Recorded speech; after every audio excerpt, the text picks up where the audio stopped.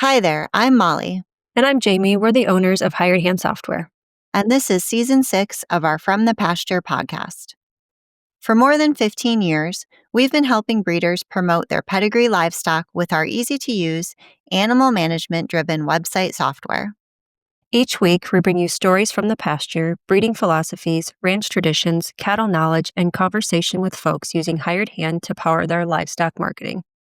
So settle in for today's episode of From the Pasture with Hired Hand. Welcome back to From the Pasture with Hired Hand.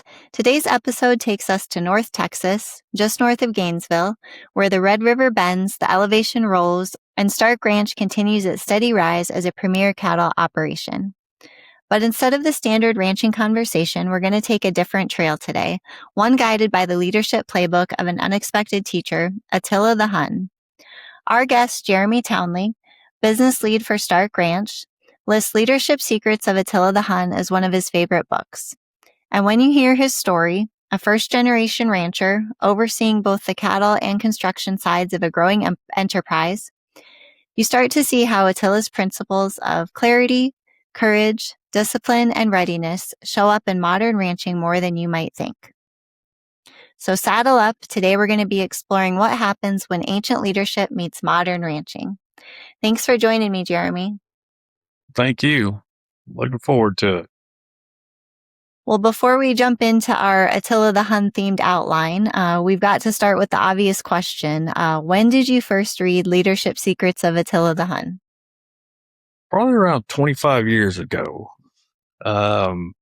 I was doing sales seminars, and I was in sales and doing seminars and reading a lot of self-help books at the time.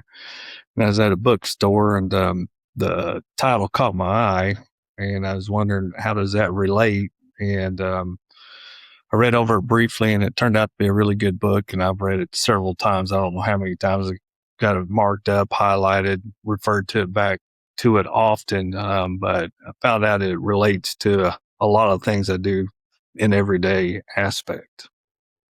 So you still have that original copy you purchased? That's one that's all marked up?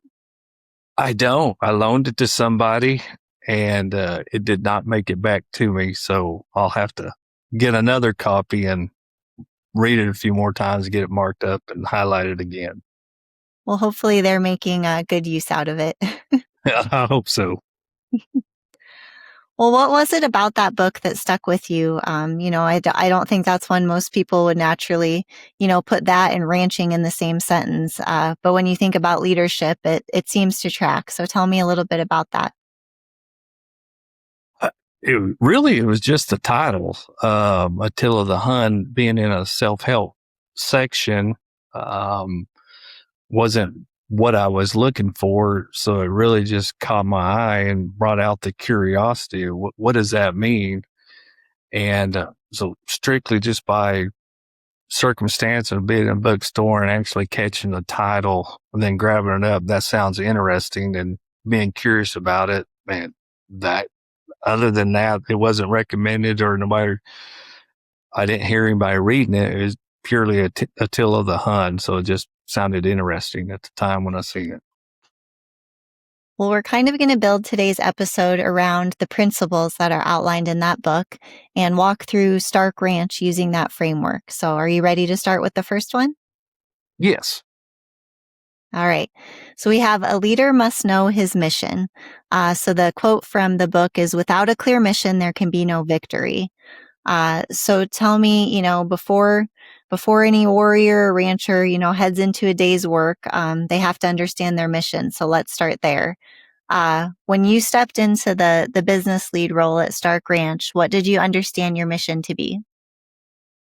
My first step was to learn, and more learning. The construction part of it, I've done it pretty much my entire life. So I've got the construction part down, but when it came to the cattle, other than one day having a dream, running cattle, I didn't know anything about it. So I knew I was out of my element. I knew I better get with some people that know a lot more than I do about cattle and some smart people. So really getting meetings with people that knew the industry, knew the cattle, getting as many introductions as I can, bringing as many people I could that know cattle to the ranch, telling them what we would like to do, drive them to the ranch, getting their thoughts, how they would do it, what they would do, and getting any insight I could from them. So my first mission was to learn as much as I possibly can, because I knew we was going out and getting into bringing longhorns onto the ranch. So I needed to start learning. So that was my whole, everything I did for weeks was talking to as many people as I can to get the most insight to really learn what we can do. And then a lot of the people were just cattle people. So I had to not just get the cattle people, but get people within the longhorn industry. So you mentioned that, it's always been a dream of yours to run cattle as well. Is this kind of your dream position then, having construction and cattle together? Or how did you tell me a little bit about how you came into the role? Well, our owner, John Smits, we've worked together. I've worked for him since 2009. We sold a company a few times and had to move up to Colorado for 4 years for a sale. And I was coming back to Texas and really didn't know exactly what I was going to do. I had a small dirt construction. He had a small dirt construction. So we partnered up on that, but he's got the ranch and he gave me this opportunity and I had to take it. I was like, wow. But yes, it is a dream position. It's very fortunate, very lucky to be offered this, and I enjoy it every day. So as a first generation rancher, what mission drives you personally? My mission is to be better today than I was yesterday. Really try to learn something every day, whether it's, a feeding program or what vaccines, but I really enjoy every day going out, viewing the cattle when I feed them, learn something every day from the cattle. That really gets me going every day because that's the first thing I do. We have a meeting, we go over things, but as soon as it's light enough, I'm feeding the cattle every day. So that I have no problem getting out of bed to do that. So what does success look like for you when you think about the cattle program and the land that you're managing and the ranch overall? Success to me really is, obviously we want a profitable business, but quality, have a quality herd. And I think we're on our way there. But as we grow within it, learn to do things, doing the right thing at the right time, have a profitable business. But at the end of the day, if we have profitability, we keep growing our herd, we keep doing the right things, I think we'll have a business that John can be proud of in the Longhorn part of it. And if it's a business that he's proud of, I would call that success. The next quote that we're going to center a few questions around from the book is, "He who knows the ground upon which he fights will prevail." So Attila believed that no leader should act until he fully understood the land beneath him. For ranching, that lesson, I don't think couldn't be more literal if we tried. So describe Stark Ranch to me, the rolling elevation, the trees, the mile of Red River footage. Kind of paint the picture for us and then talk to me a little bit about how that shapes your daily work. So the ranch aesthetically is one of the nicest ranches you can visit. The views, the aesthetics of the ranch, there's not a day that if you're having a bad day, drive around the ranch and see the scenery, it can make any bad day a good day. Then you add the Longhorns into it, that even makes it better. We're very fortunate to have the size that we need.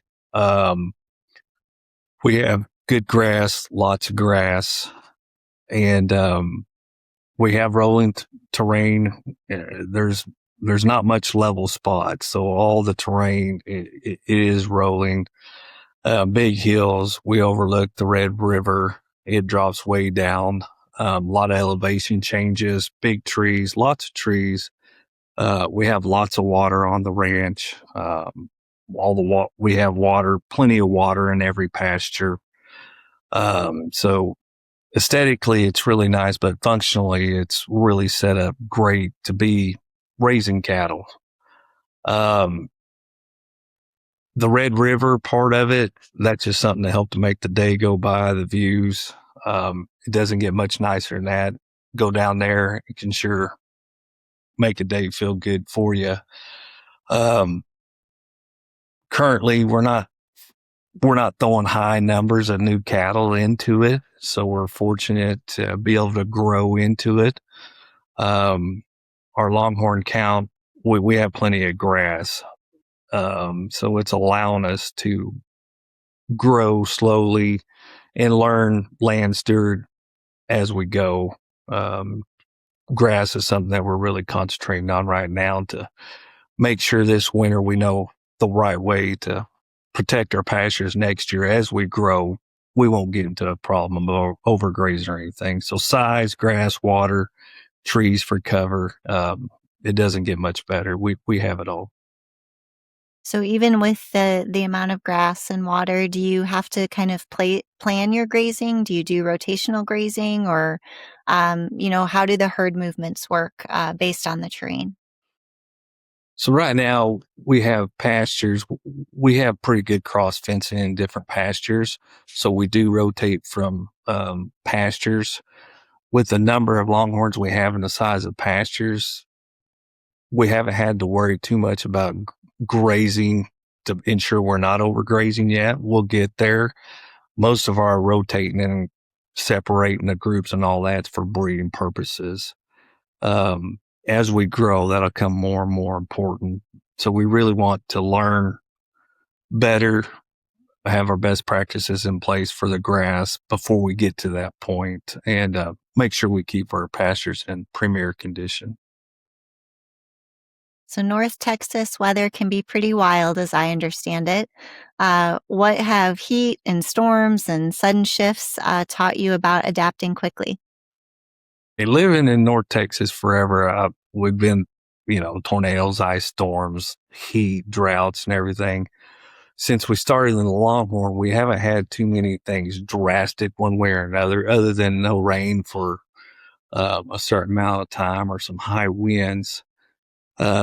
Better planning, study the weather. We talk about the weather every morning, what's coming, what's not coming, to be prepared.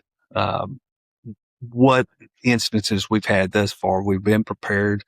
So as we have plans, try to plan ahead to get in front of it and not to react to it. Once you start reacting, you start getting behind. But once we do react, we need to learn from that. What can we do different where we're not out there trying to get caught up with Mother Nature, because sometimes that's impossible. But make sure our cows are prepared for the weather that's going to approach.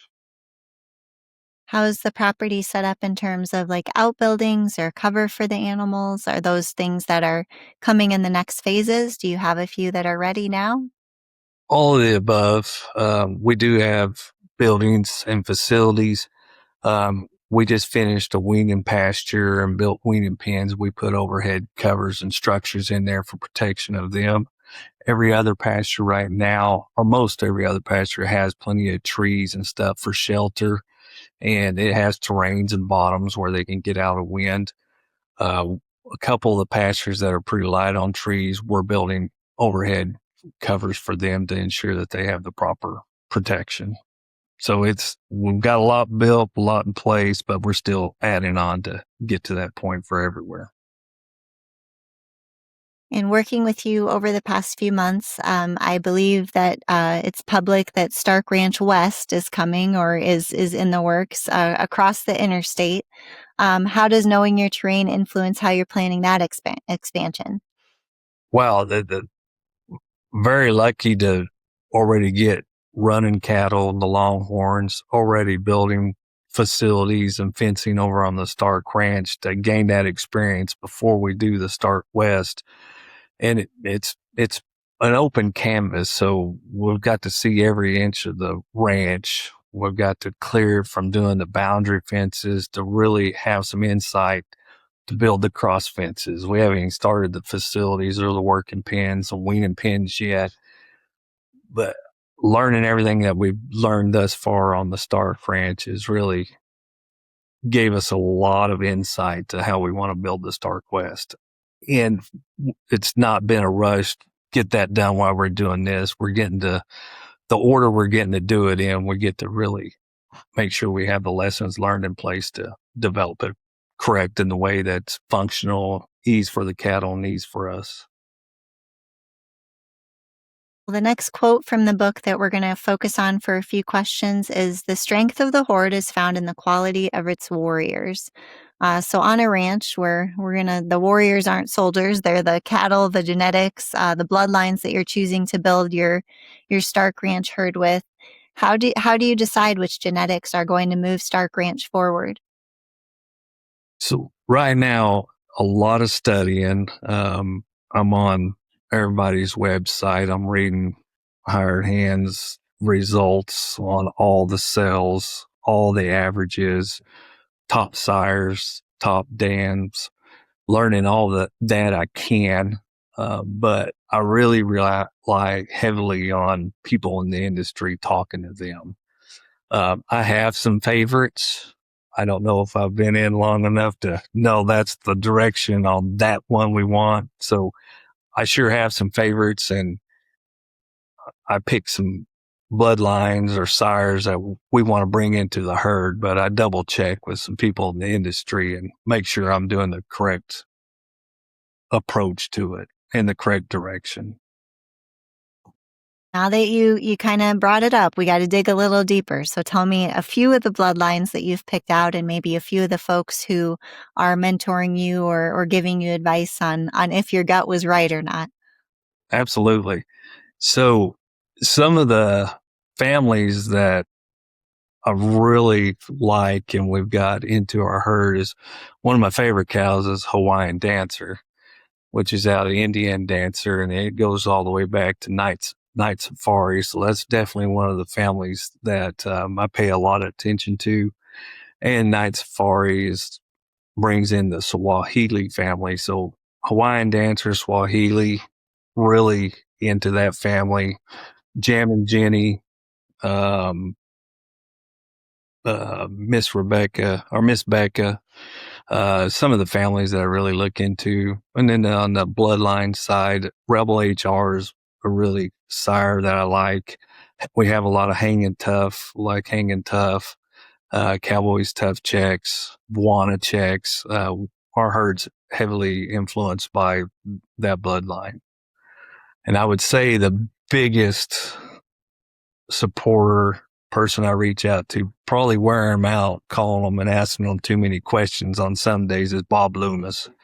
Bob Loomis he's definitely the reason we got the herd that we have, the genetics we have, the quality we have. I talk to Bob all the time. I call him and ask him questions all the time. I try to go up there and ride around with him, asking questions. I wear him out, I'm sure, on questions, but I try to go up there and ride around with him at least once a month and try to gain as much insight as I can and learn as much as I can about the Longhorn. Then another Rex and Cerise Glendenny, I've had to reach out to them for some insight, and very, very nice. Got on it, helped me out, got me information I needed. So that would be the two biggest influences for the Longhorns. Were you able to attend the Glendenning sale at all these past few years? Last year, this year, one of them, yes. I'm still relatively new, so I got 4 or 5 sales under my belt, but I'm still a rookie at it. Well, between that and some of the cows you mentioned all having the BL prefix, I would say you're in good company getting advice from Mr. Loomis then. What traits do you feel like are non-negotiable when you're choosing future cattle and future breedings for the ranch? Temperament, that would be the biggest priority. Temperament it has to be temperament. We've had a couple of wild ones, and they really distract the whole herd or the whole pasture group. it makes it a little more difficult to work with them, and it's not good. And then soundness. And I'm still learning about that. Bob, for example, is one of them who can look at one in 5 seconds and tell you everything about it. I'm like, well, why is that? Or what is that you see? So I'm still learning that, but temperament and soundness is the two biggest. I think everything else we could really work with, horn structure and, tip to tip's very important, and color's very important too. But, that is something we can work with some of the bulls that we have. So if we got the right temperament and soundness, I think we can work with the rest of it. Do you have any calves on the ground that are starting to show if your breeding decisions are paying off, or is that down the road yet still for you all? We do have some on the ground. Got our first set of winged heifers. We winged, during the spring. So that'd be the first. We got new fall calves on the ground, it's really exciting. We have about 15 new fall calves on the ground right now. Or Is there 16. We had one last night. Sorry. any one or two in particular that you're really excited to watch grow up? Absolutely. Maddie, Bessie, and Betsy Bob, they're all in like Flynn daughters. And it wasn't structured that way, but they're all in like Flynn. They're personally grown, and it really impressed me. But all the calves that hit the ground, they're dynamite. They're really excited to see them, and they're all Django calves. So in like Flynn daughters having Django calves, they're pretty shiny. They look good. Well, the next quote in the book that we're going to touch on, or from the book, is "Discipline is the weapon of the victorious."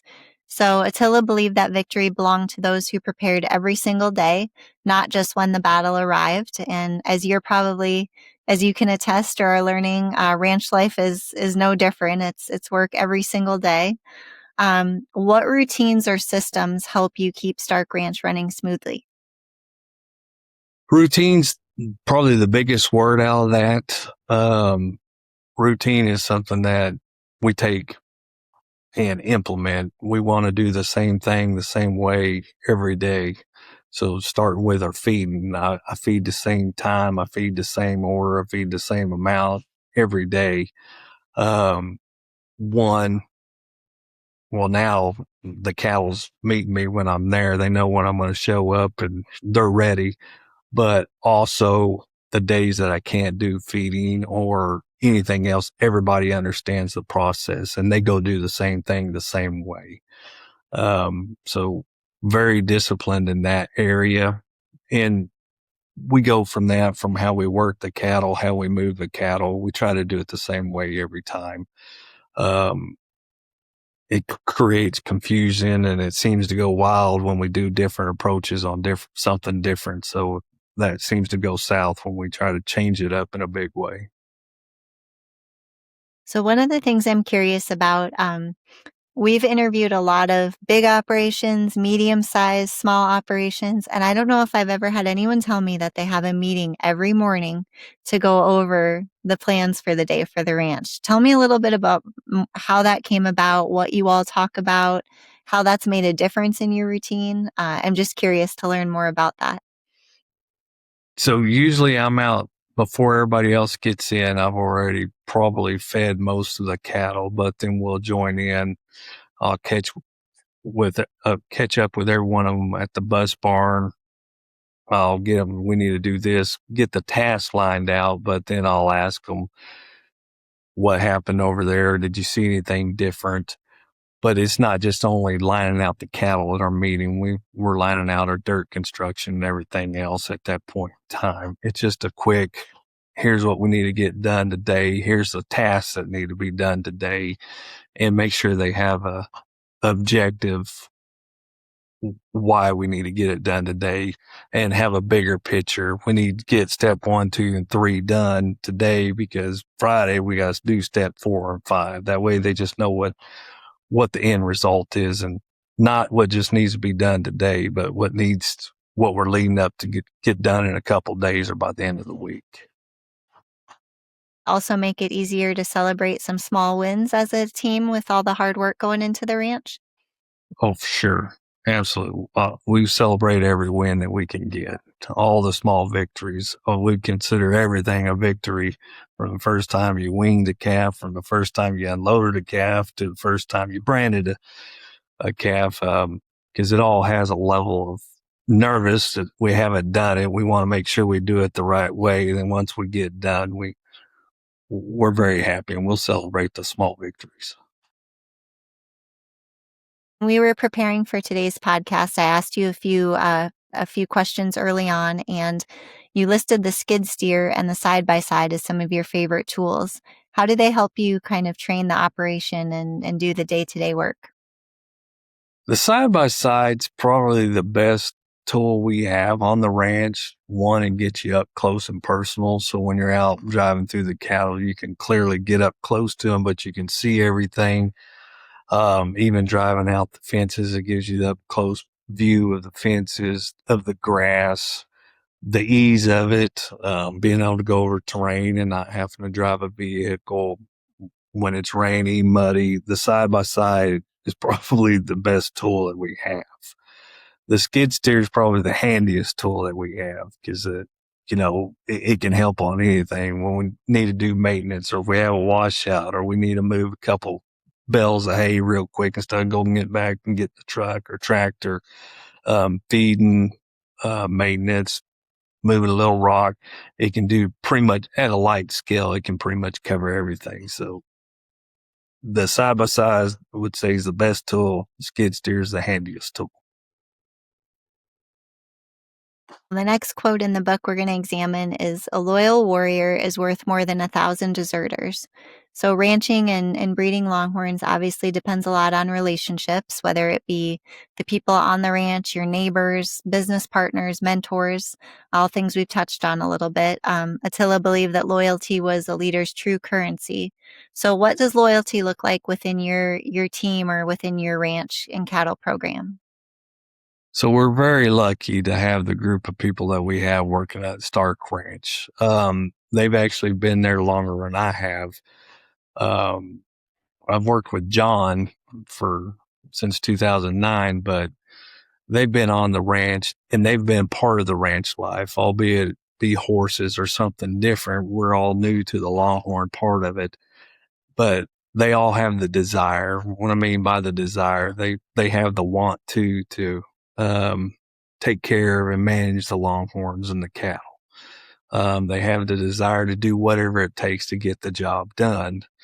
And they all have whatever it takes attitude. So they all have great attitude. So if we got to stay late, or if we got to come in late at night because something happens, they all understand that's part of it, and they're all happy to do it. So it's a great attitude, great bunch of guys. But, we make sure if they got to go do something, go do it. We got you covered. A few of the Longhorn specific mentors you've mentioned, like Bob Loomis and the Glendennings. But tell me a little bit about maybe some of the folks who have helped you with the, layout of the land as you're working on your expansion, or, helped you with maybe your chute or your working pens, those types of things. So we definitely, Bob Richardson's really the one that's helped me design our fencing and our pens. And, he's done it all of his life, and he's built cattle facilities and has a lot of knowledge in it. So bringing him in to help us design how we do the weaning pens. But I've also brought Bob Loomis in on that as well. But Bob Richardson, he's been instrumental, and we're going to meet up again this week, or Stark West. All right, here's where we're going to do the fences. Here's where we're going to do the cross fences. Is this where we should put the working pens? Where should we put the weaning pens? So bringing him in and his knowledge and the lessons we've learned thus far, absolutely helping with the structures of what we need, whether it's fencing or buildings or covers or whatever it shall be. If you look back at the time that you all decided to get Longhorns, but you were just getting going, are there any ranches that you visited that stood out to you? Or, is that something that helped you prepare for how you wanted your own layout and systems to go? Yeah, I keep going back. Bob Loomis would be the one that, was the first Longhorn ranch that I went and visited.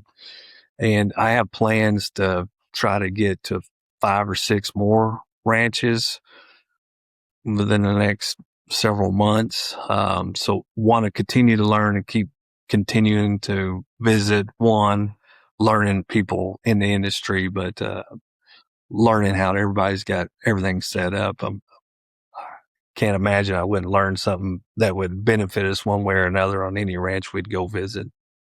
So that's on my to-do list. I haven't got to that point yet, but we're working on it. Well, you mentioned that you made it to a few sales last year and that you have bookmarked a few more coming up that you would like to attend. How do you feel like as a new breeder, how important is it to build trust and make a connection with the people like the Loomises or Glendennings or, many others that have been in the industry for a while and have maybe stood in your shoes, whether it be 2, 5, 10 years ago? I think it's probably one of the most important things we can do if we want to be successful in this energy or industry. Um, you can have the best Longhorns, you can be doing the best job, but if people don't know you, don't trust you, and don't understand your herd and how you do things, I don't think you'll be very successful. So it's probably one of the most important things you can do. Are there any tips or tricks you would give to newer breeders when it comes to the intimidation factor of calling up the Bob Loomises or, going and shaking the hands of the Glendennings? Any advice you can give in that way? Absolutely. I mean, it's nervous for the first time. You just got to do it. It there I haven't met anybody that's bit my head off or was was absolutely not right that I gave them a call. They've all been 100% nice, respectful, and could help out any way possible. So thus far, everybody that I've talked to or I've asked or called upon in the Longhorn industry is 100% supportive and helpful. So I don't have any bad times that I've reached out and said, I'll never do that again. It's all been positive.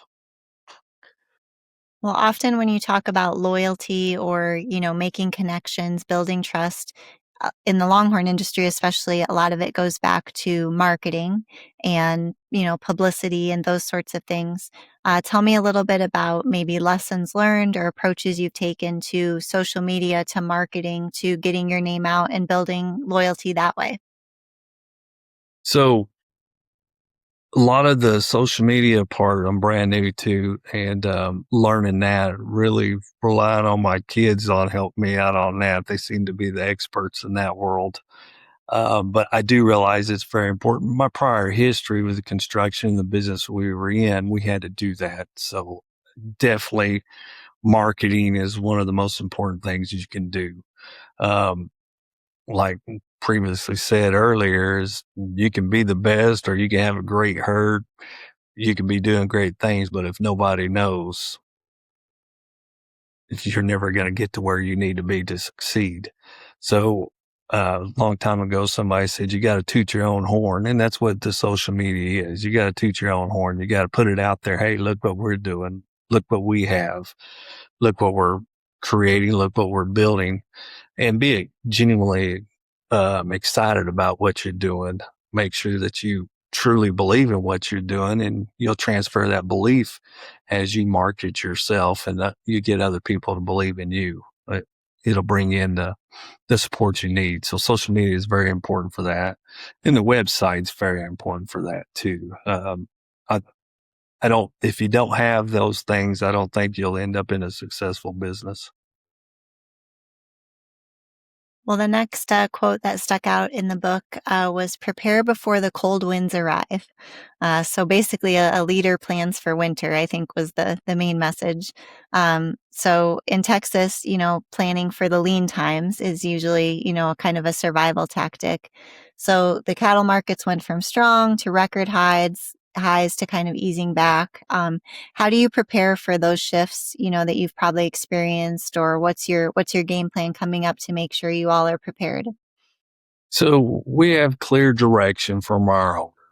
Here's the direction I want you guys to go. here's what we want to accomplish. So we take that direction. We develop our plan. We develop our goals, and we stay the course. There's going to be volatility. There's going to be changes, but we can't react to every change. We're in it for the long haul. Don't do something short term like overgraze this spot or something like that to mess up your long term plan. So I definitely say stay the course, keep your progress moving forward, and don't overreact, but be prepared to adjust. Because if it's a long term adjustment or a long term change in the market or weather or whatever, you got to be smart about it and be willing to make changes when it's appropriate, but don't overreact to something quick. Stay the course. You have a good plan, stick with it and push through it. So you've mentioned a few times that you all have been very intentional with the number of cattle that you're adding to the ranch. How many head are you at today? Longhorn wise, 72. And how do you balance the numbers, with your future plans? Do you have a plan for how many you'd like to both purchase and, calve out every year? Or talk to me a little bit about the plans for growth. So really what I've gotten away from focusing much on is head count of the Longhorn. One of my biggest mistakes is when we first got in, I was worried about head count and went with quantity, not quality. So I learned it's all about quality. You can get one really great cow or 10 average cows, and you're going to do better with one great cow. Then you got 9 less cows to feed and all that. So we don't get too tied up into numbers. So our plan moving forward is not going to be, we want to be at 150 mama cows or 150 total head count. We're more worried about the bloodlines, the breeding groups. So we're developing 3 breeding groups right now. Next year, I think we'll really look into adding a 4th breeding group. And once we get those groups completely developed and happy where it is, then we'll look at something additional. But we're more worried about the who and the what and the quality more than how many. So have you ever caught yourself at a sale or watching a sale online and one comes in the ring that doesn't make wasn't on your radar when you were doing your research for those breeding groups or for adding, and you find yourself really wanting to bid or buy her? Yes, and I've done it. So me and Bob's both done that. Had some that wasn't on our plan, but we feel like it just was a really smart thing to purchase because really value add. So we've definitely done that. I feel like that's the hardest part, is being patient, right? You can have all those great plans of your breeding groups and strategically adding, but then they're always out of nowhere. There at least comes a few that you're like, wow, I gotta have her. No, yes, we've done that for sure. Well, the next quote that stood out from the book is, "Defeat is a teacher wiser than victory." So, in all of our interviews over the years with all of the ranchers, there's always a few stories that start because something didn't go according to plan. And those seem to be the ones that stick out. What was a moment where things didn't go as planned for you, but that they did teach you something that you still hold on to today?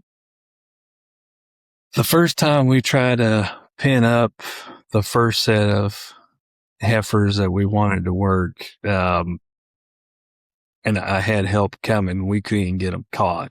So I thought we had them ready to go. And I said, that's not going to be a problem. We'll go down there, get them caught, and we'll work them. I don't know if they sensed we was going down there to do something since I had some other people, but they were gone. There was no bringing them in. So the lesson learned there is start preparing days before, get them in a routine to be at a certain spot, start feeding them, start having extra people go out there and get used to it. So the first time I did try to get the heifers worked and really try to learn, we didn't get past even getting them caught. Has there been a decision that you'd make differently now that you have more experience? Absolutely. Which I've already mentioned, but quality over quantity. That wasn't even in what I was thinking when we first got into it. And first set we bought, which we got good ones, don't get me wrong, but it was all about quantity. And it's in my opinion, the Longhorns are a completely different game. When you face setbacks, whether it be something with the weather, the markets, maybe a sick animal, how do you turn those moments into learning instead of frustration? So take a deep breath. I mean, we all get frustrated, right? But try to understand what happened, how it happened, and why it happened. Obviously you can't control the weather. The weather's coming and it's going to do what it wants to do. There's nothing we can do about it, but trying to understand how it affected us and why it affected us that way. Then the how is, how come we let it affect us that way, and try to learn from it. What can we do different to be better prepared? So it always goes back, in my opinion, from trying to be prepared and not trying to react. The next quote from the book we've been focusing on is courage is not the absence of fear, but the mastery of it. And then when we were preparing for today's podcast, you also listed a John Wayne quote as your favorite, which I feel like ties to it as well, which is courage is being scared to death and how's it end? We'll settle up anyway. There you go. As a first generation rancher, what moment demanded the most courage from you so far? Was buying the first set of Longhorns. Am I buying the right ones? How are they going to turn out? What kind of calves are they going to produce? Hell, I don't know what I'm doing. I was scared to death on that. Then everything after that, oh man, we got to work these. When are we supposed to work? What kind of vaccines are we supposed to do? So all the responsibilities to getting them delivered. All right, where am I going to put them? So definitely the first purchase was something that scared me to death because didn't really know what I was doing. So I was like, here we go. Saddle up anyways. It's coming, whether we like it or not. There you go. About to get cowboy, right? That's right. Well, I think anyone that's been involved in ranching or with the Longhorns realizes that dealing with the Longhorns is a different kind of stress. It's not the same type of stress as a conference call or having to make a flight to get to a meeting, but there's definitely still some stress to it. How do you find yourself staying steady during those specific, that specific type of stress with the herd or maybe with the land? I'm very fortunate with a lot of the family support I got. The family, when I come home, a lot of stress, they enjoy what I do. So I have a really strong family that backs me up and they got my back. So, they can really help me decompress. But on the long days, the difficult days, driving out the ranch, you just got to realize you're lucky. The scenery that we have at our ranch, the Longhorns, the quality of the Longhorns, it's hard to let it get you too down and too stressful for too long. So just take a deep breath, enjoy the scenery, enjoy your family. And, if that can't help you decompress, then I don't know, need to maybe think about something different. Another quote that stood out from Attila the Hun was wisdom comes from many places. And when we were preparing for the episode today, you shared some of your favorite Westerns, some of the quotes that drive you. But let's talk about some of the sources of inspiration that shape you that go along with wisdom. So outside of Attila the Hun and John Wayne, who or what inspires you as a leader? So as the leader part of that would be John, our owner, great leader. He delegates real well, which ties into Attila the Hun's leadership, but delegates and lets you manage it, but he gives you clear direction. So you have a good understanding. You get to see the vision and you understand the goal. The inspiration, again, that would be my family. They got my back. So, and they're excited on what I do. So they keep me inspired on that for sure. Is there a person in your life whose example has shaped you shaped how you make the decisions specifically as they relate to the ranch? Yeah, there's one person in particular that will make a decision. Don't be scared, make the decision. If you make the wrong decision, make a better one next time, but you got to make a decision. And that'd be my wife. She's concise on her decisions. She makes her decisions. And she owns it. We all make a wrong decision, but learn from it and make a different decision next time. What gives you energy when ranch life gets heavy? You know, just realize what I'm doing. As a kid, always thought about, boy, I'd like to be on a ranch, running cattle, doing construction. Well, I'm doing everything I ever thought of, so it's all worked out pretty well. So it all gives me something to be inspired every day I get up. How do you hit the reset button? So when you need a fresh perspective, some folks take a long drive through the pasture, other people pray, some folks listen to music. What's your reset button? So driving through the pastures does help. Going to look at the cattle helps. That mile of Red River frontage, you can drive on down that. That sure helps. But just slow down a little bit. Take in where you're at that moment in time, and look around and realize, it's slow down, take a deep breath, reset, and go back at it. What's the best piece of advice someone ever gave you, whether it's related to the ranch or not? So, uh, really, another one is, and this was from Bob Loomis, but he said, slow down, it's faster. So, hey, being impatient, I can be very impatient. So learning the patience of it. And really, if you slow down, or be a lot more gentle with the longhorns, don't try to rush them into the chute. Just take your time. It's faster. It's true in a lot of aspects of life. Yeah, absolutely. Well, let's talk about your website a little bit here. So we're going to tie it to this quote from the book: "Honor the past, but march toward the future."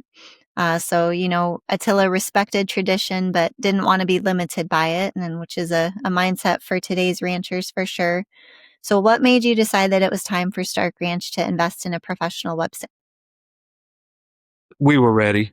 We already had the process going, and just in professional experience of everywhere, the website's the gateway to get yourself out there. It's the opening door for people to really understand who you are, what you're doing, and how you do it.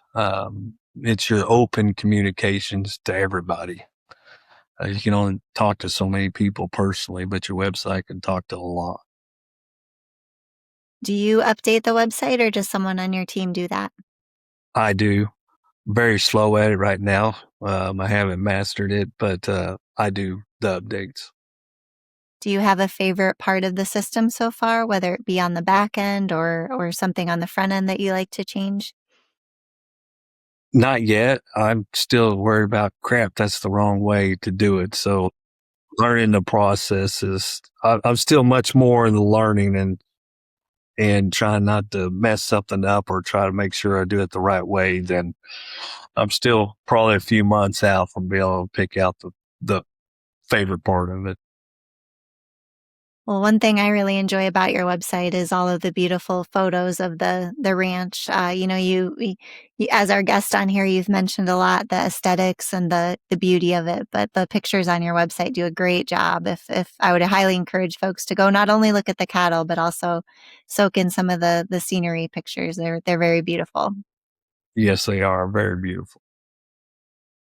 What would you tell another rancher debating whether or not they need a website? It's not a debate. You need one. If you want to be successful in what you're doing with your business and you want people to understand what you're doing, you got to get a website. Well, since we're talking about a book written by a conqueror, let's talk a little bit about victories. Looking ahead, what victories do you hope that Stark Ranch will celebrate in the next 5 to 10 years?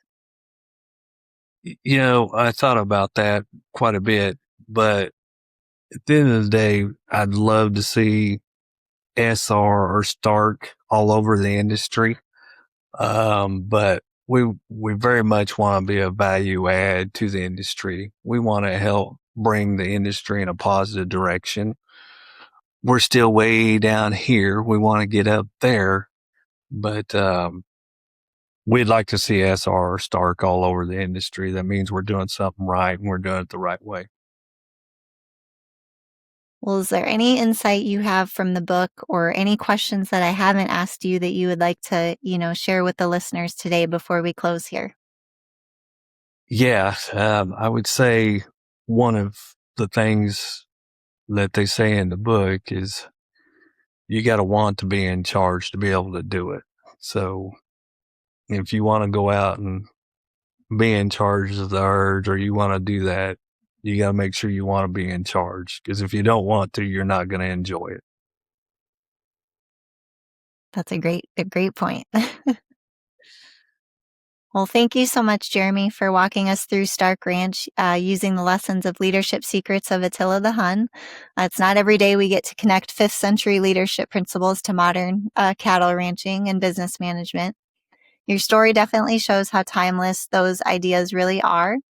From knowing your mission and your terrain to choosing the right bloodlines, to planning for market shifts, to leading with both courage and clarity, you've given our listeners a view of ranching that blends old school grit and thoughtful strategic leadership.